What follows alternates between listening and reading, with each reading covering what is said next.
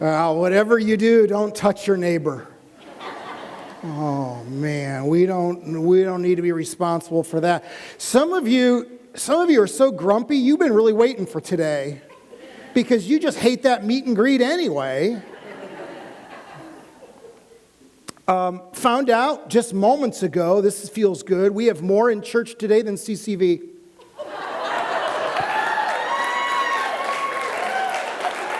Yeah, no, I don't want to feel cocky or anything, but I'm feeling pretty good about that. And we were able to double our children's ministry today because Nate Green, our worship guy, brought his kids. Lots to be thankful for. I don't know if I fear the virus, but I do fear people's reactions. And that's significant. And I purposefully started this message being light because I don't want you to, for a minute, think that it's doom and gloom from my perspective or anyone else. Jesus is God. God is on the throne, and we're good. I mean, really, the message could stop right there. But because I like to preach, we're going to take it 2 hours.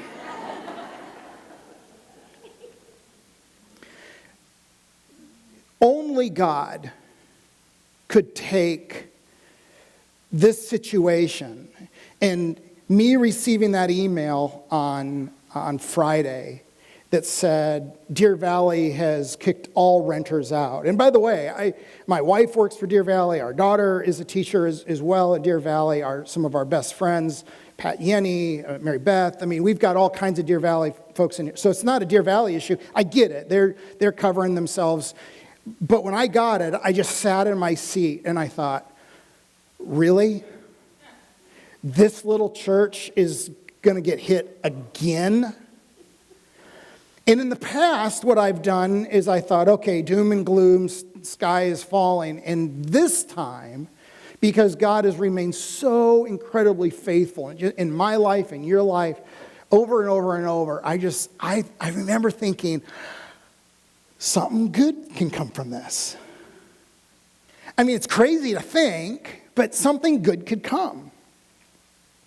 And we're chamber members. If you're a small business owner, you're probably a chamber member here as well. Good group of people.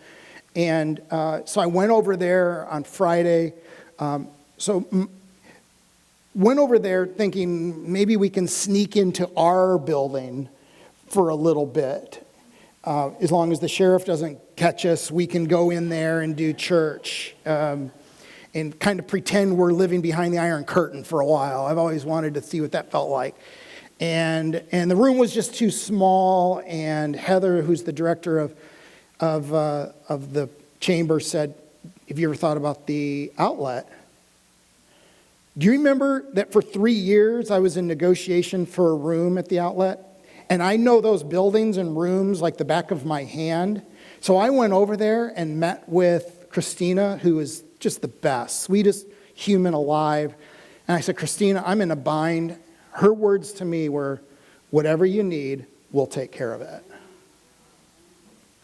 And I thought, the reason that maybe God had us in all of his discussions so I can know all those ladies.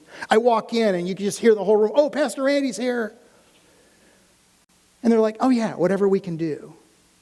So it's secured. In fact, today, some of you already have your trailers. I was sitting there and watching trucks and trailers come in and pick up trucks. We're going to empty this place out. In fact, we may take the chairs. I don't know. They're not bolted. Oh, they are bolted? I'll fix that. So we're going to just take everything that's not bolted down, and then we're just going to figure things out, and then we'll have all week, and it's spring break, and so we got a lot of people that are available, and we're going to start purging, knowing that we're going to be in our new building the next 4 or 5 months, and we're going to be ready for church next week. Maybe we don't have it, maybe we do, I don't know, just kind of stay stay in tune. We'll figure things out. Used to be that we'd make decisions by the day. Now it's really by the hour. And that's okay because everyone's in it together.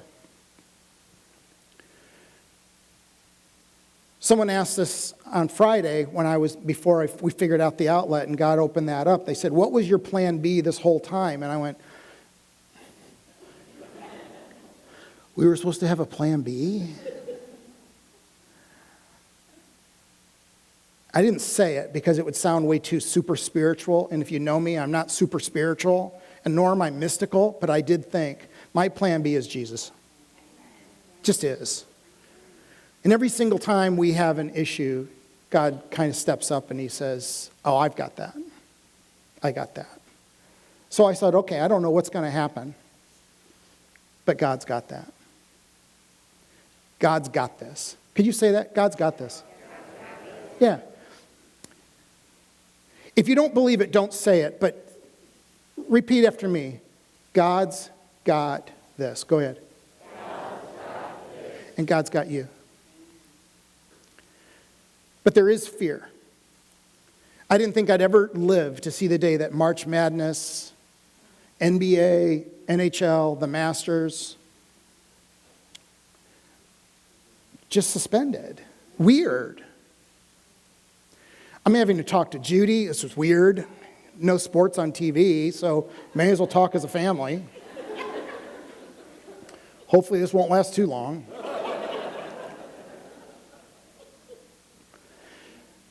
But when those things start happening, it gets my attention. And this morning, I don't know if you ever go to Drudge Report. I just kind of, about 1 billion do every day. There's a reason for it. And on the front, it was said just 4 words, pray. POTUS this morning said, want all churches, all Christians to pray. And when I need something prayed for the right way, there's really only one person I call. Joyce, come on up here. I call Joyce. There's only one person.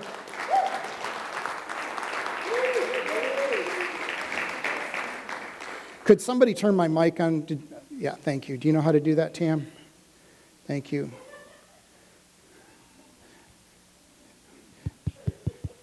Thank you, Tammy. Think you're the best. Everyone listens to a Chicago principal.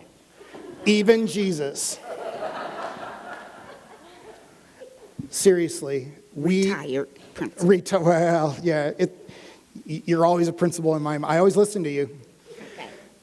Joyce, you've got a connection with Jesus like very few people I know. And I know you don't think of that in those terms, but we're so proud to have you a part of this church family. I know you love me and my family dearly. And when we were thinking about who could pray for this in our country, you came to our mind, and it's because we love you and respect you so much. Would you all pray with Joyce right now, please? Thank you. Psalm 91.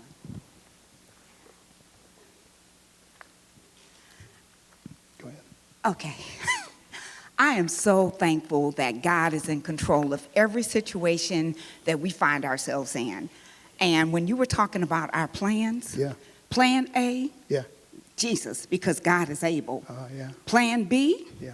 God, Yeah. because we're blessed. Yeah. Plan C, Yeah. He cares for us. He does. So I want us as a church, this is such a great opportunity for us to be witnesses, to let the people in our personal lives know who we are and whose we are. Yeah. So as we really go to God in prayer, we just want you to know that God is in control. Yeah. There is nothing that happened in the last few months or years or weeks or any of this that surprised him.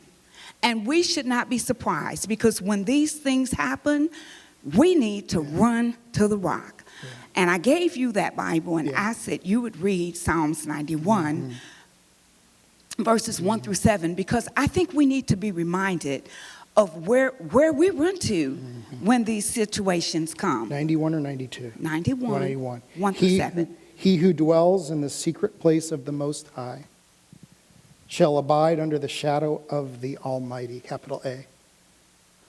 I will say to the Lord, He is my refuge and my fortress, my God, and in Him I will trust. Surely he shall deliver you from the snare of the fowler and from the perilous pestilence. He shall cover you with his feathers, and under his wings you shall take refuge. His truth shall be your shield and your buckler. You shall not be afraid of the terror of the night, nor of the arrow that flies by day, nor of the pestilence that walks in darkness, nor of the destruction that lays waste at noon. 1,000 may fall at your side, and 10,000 at your right hand, but it shall not come near you. That's your word for today, aside from what Pastor Randy is going to preach to us. Let's pray. There's 3 things that we know today. Number 1, we know that life is fragile. Some days it feels more fragile than others. There's no financial security. If you have Quicken like I do, and on the top right-hand corner it tells you your net worth. And I thought there was a problem on Wednesday with the software, and I wished that it was the problem with the software. But somewhere along the line, we lost 40% of our net worth, literally. Hanging with a friend the other day, most fit guy I know. He's unbelievable. He's a specimen of fitness. And I asked why he wasn't working out that day. And he said, oh, I twisted my back. And I thought, if he twists his back, how much more am I going to twist my back? And I said, so how did you do it? Was it, was it these? Was it this? And he goes, no, I was picking up a bag of ice. I'm like, oh. Think about the last 4 pandemics in the world. In 68, 1 million died. 56, 2 million died. 1918, they don't even know the numbers because of the time and the lack of technology. And then I found Isaiah 40. Actually, it's 1 Peter chapter 1, but Peter quotes Isaiah 40. Listen to these words. It says, a voice says, call out. And then he answered, what shall I call out?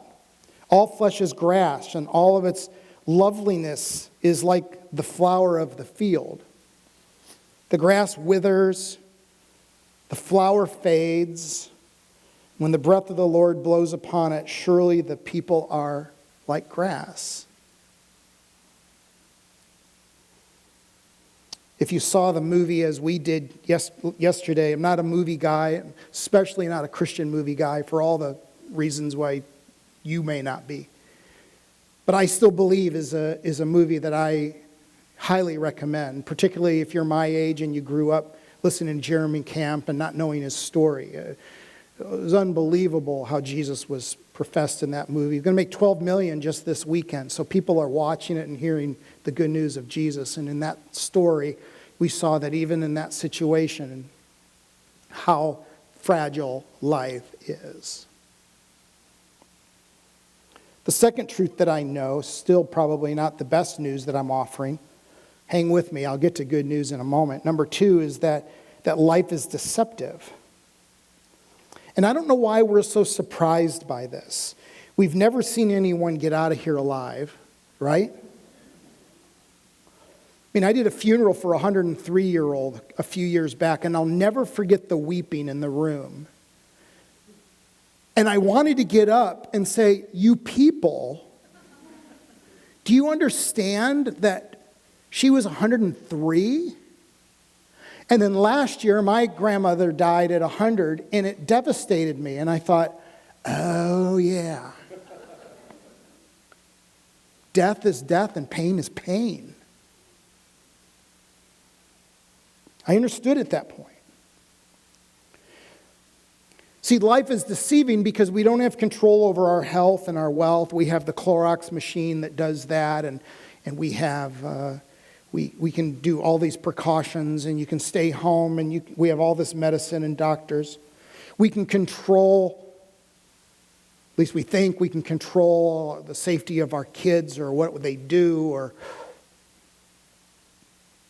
And then I think of Proverbs 27, where the writer says, don't boast or place any confidence in tomorrow, for you do not know what that day will bring.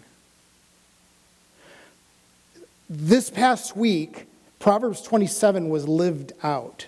If I would have told you a week ago that the Masters and the spring training and NHL and NBA and schools closed, if I would have told you that, you would have said, oh, doom and gloom, dude, there's no way.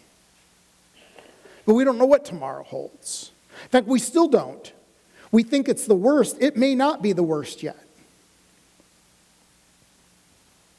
But I told you I'd give you some good news, and here it is. Number 3 is that life is Christ.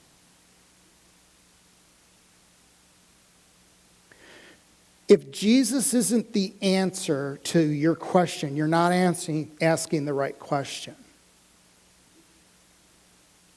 It's not just a sermon point or a Sunday school answer. But I think of 1 John 5:12, one that I hold dear in my heart, is that he who has the Son has life, and he who does not have the Son does not have life. I wish there was a clearer way to put that, but that's pretty clear if you know English. And what I'm finding is tough times reveal truth otherwise ignored. Let me repeat that. Tough times reveal truth otherwise ignored.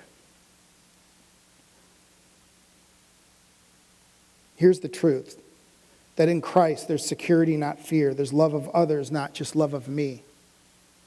There's joy, not anxiety. There's calm, there's not anxiousness. Let me tell you this.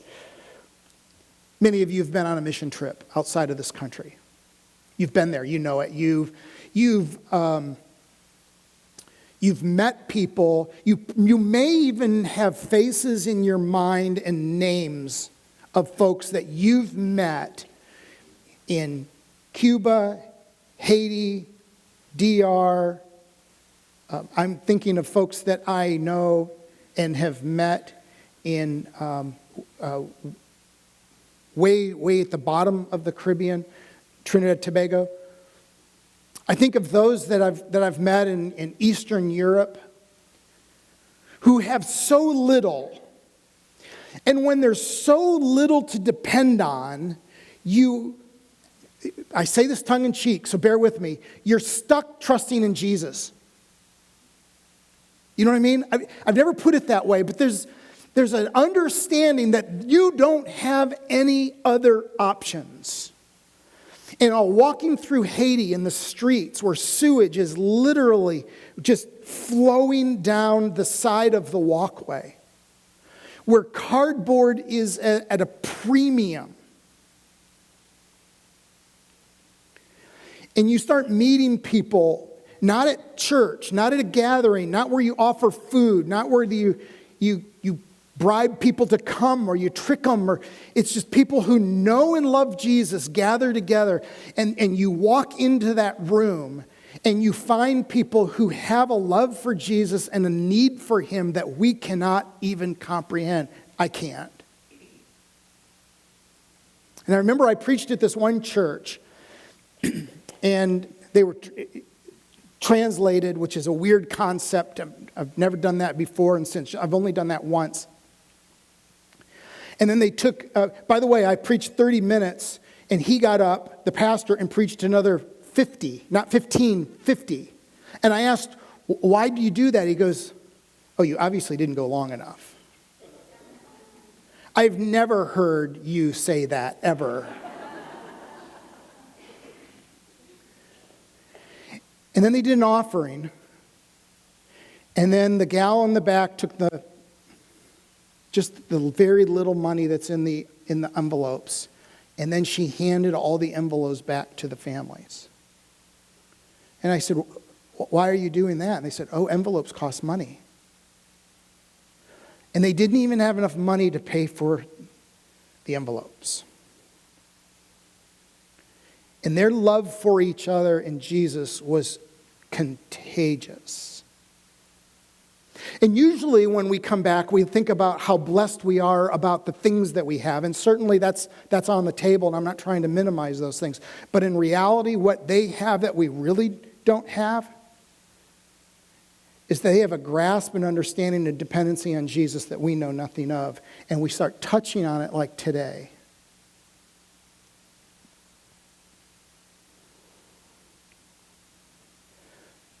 Life is Christ regardless of money. Life is Christ regardless of opportunity. Life is Christ regardless of good health.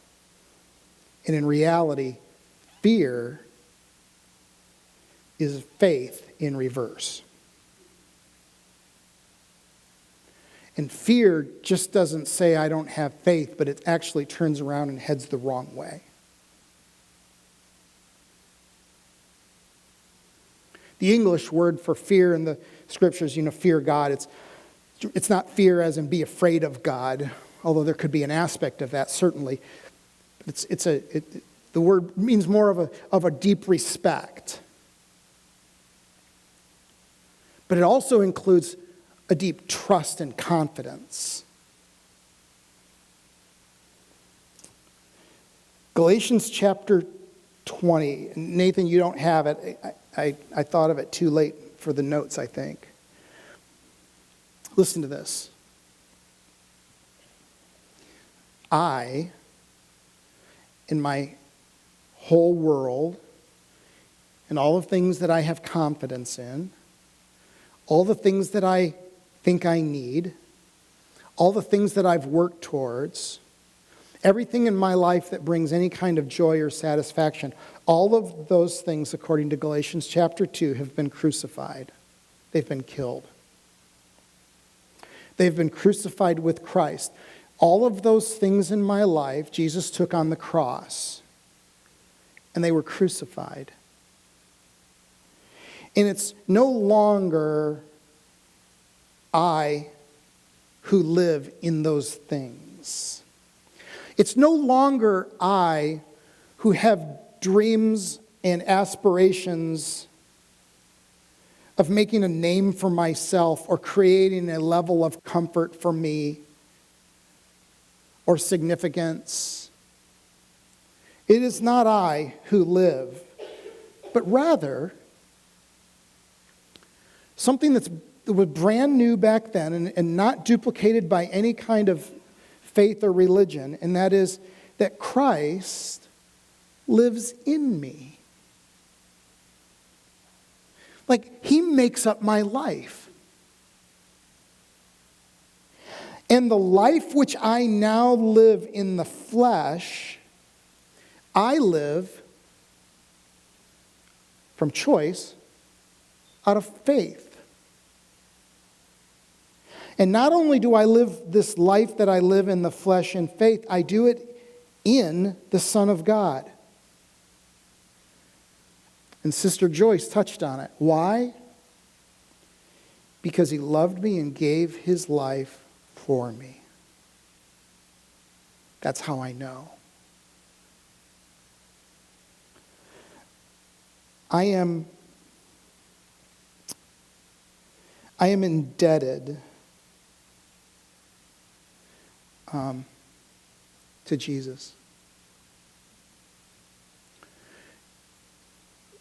You see, it may not be this scenario for this pandemic. It may or may not. We don't know where it's going. It might. But no matter what I have faced in my life, and no matter how bad the world or circumstances hit me, I have something that I have built my life on that is a sheer rock. And it is unmovable, no matter the circumstances. I used to teach a new believers class, and it was one of the most fun things I did for about 12 years. I met a lot of folks brand new to the faith, and I loved those 6, 7, 8 weeks of getting to know these folks and to tell them what the Bible says, tell them what's truthful, and let them just decide on their own. And I think folks appreciated that, and I certainly enjoyed it. And there was a point in that curriculum that I chose. It was, at the time, it was kind of somewhat of a Billy Graham curriculum that was really pretty good. And one of the points is that, for me, is I said, nothing in my life has happened that I haven't later thanked God for. And I remember saying that not in a cocky, arrogant way. Don't get me wrong. It wasn't that I feel like I'm extra special. Don't misunderstand me. I'm just saying everything that has happened in my life up until that point of how many years I had been walking with Jesus, that I said nothing in my life has happened that later, not right away often, but later that I could say, God, thank you and I trust you. Until a situation arose in my life about 5 years ago. And I remember, I didn't pray it to God because I'm not that stupid, but I said it to me. And I thought of that statement, and I thought to myself, this one is outside the realm of what God can be trusted with. And he obviously let this one slip in. And I remember thinking that in that situation. And I went about 2 weeks. And there was a surgery, and there was this, and there was that, and loss of work, and there was this, and all these things happening. And I just remember thinking, nothing, literally, nothing good can come from this, period, end of story. By the way, how many in this room are dealing with something in your life that's so unique or weird or large that you wonder, you haven't determined, but you wonder if God could possibly be in it? Let me see your hands. Okay, good. So, appreciate your honesty. 6 of you raised your hands. That means there's 20 of you. The others are just chicken.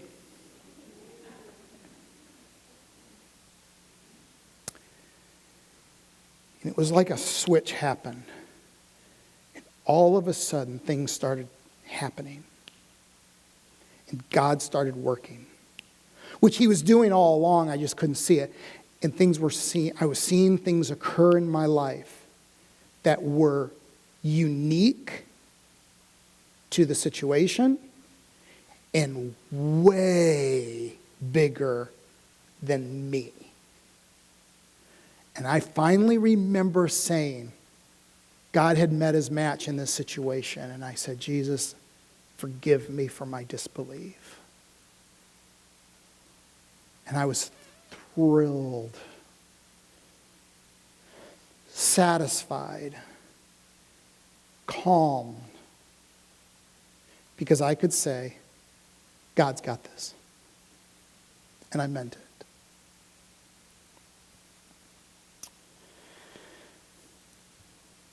Benedictions are usually at the very end of the service. I want to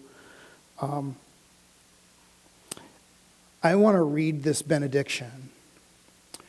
And then I'm going to have Nate lead us. And I'm going to do something that we usually don't do. I'm just going to have you just sit there. I know that goes against the worship pastor mantra of doing ministry. Sorry, Nate. And I want you, and I'm going to leave the benediction. Can you throw that up there for me, Nate? Nathan, thank you. I'm going to read this. And come on up, Nate. And we're going to sing, and then we're going to come back to this. But I want you to read it with me. Because I think there's something really powerful about you saying the words and letting these things resonate in your heart as they did for me yesterday. Because here's the deal. Truth is truth. God is still on the throne, and he's got this. Those things we know, but sometimes it takes a little bit for them to get up from here into our hearts, and they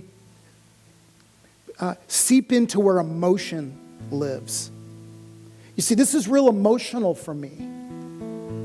And that's where I believe our faith has to be emotional. It doesn't have to be,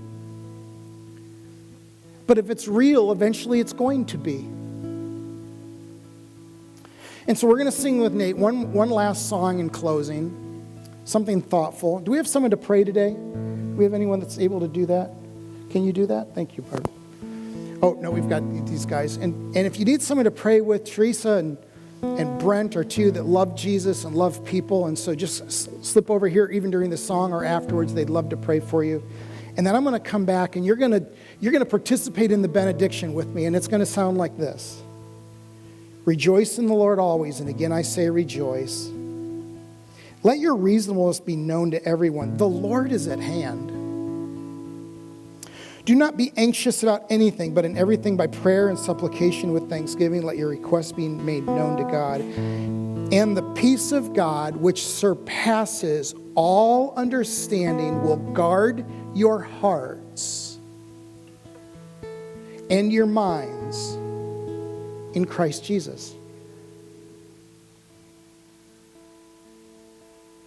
And finally, brothers, whatever's true, honorable, just, pure, lovely, commendable, if there's any excellence, if there's anything worthy of praise, think on these things. And what you've learned and received and heard and seen in me, practice these things. And the God of peace, the God who created everything, the God that can calm the storms in and outside of your lives will dwell inside of you. Let's sing with me.